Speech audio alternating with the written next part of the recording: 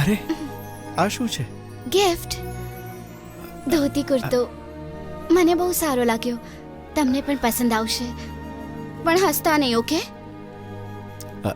લાવો મને આપો. આ સાંભળવા માટે કોણ જાણે કેટલાય દિવસથી રાહ જોતી હતી.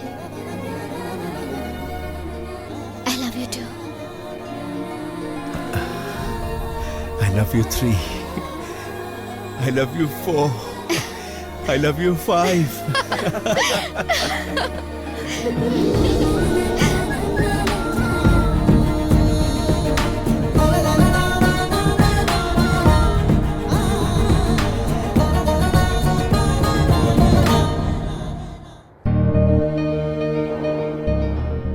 સર જે ગાડીની વાત કરી રહ્યા હતા એ આજ છે. ઠીક છે. Good evening ma'am. સર આપની ત્યાં રાહ જોઈ રહ્યા છે એ બાજુ. ઓકે, આ બાજુ ગાડી લેજો. હા મેડમ.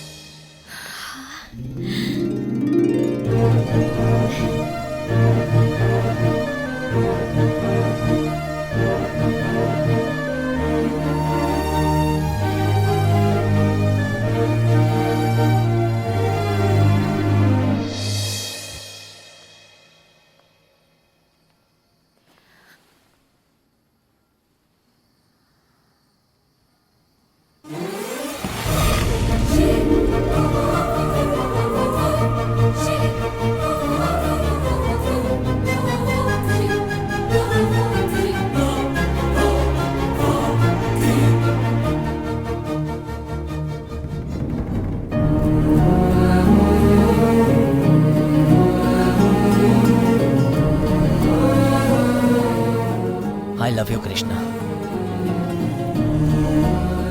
આપણા શ્વાસ થંભી જાય એ પહેલા હું એક છેલ્લી વાત કહેવા માંગુ છું.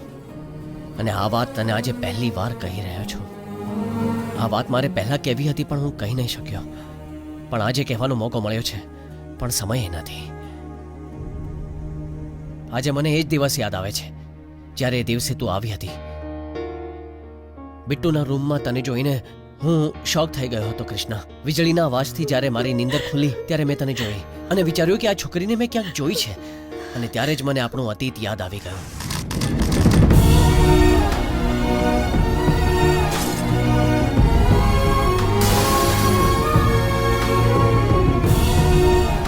મને બધું જ યાદ આવી ગયું કે તું મને કેટલો પ્રેમ કરતી હતી અને મેં તને કઈ રીતે દુઃખી કરી હતી. મને મારી ભૂલ સમજાઈ ગઈ છે. મને લાગ્યું કે બસ આ જ ખરો સમય છે કે આપણે બિટ્ટુને બધું જ સાચું કહી દેવું જોઈએ. પણ એ રાત્રે મને ખબર પડી કે તું મને ખૂબ જ નફરત કરે છે.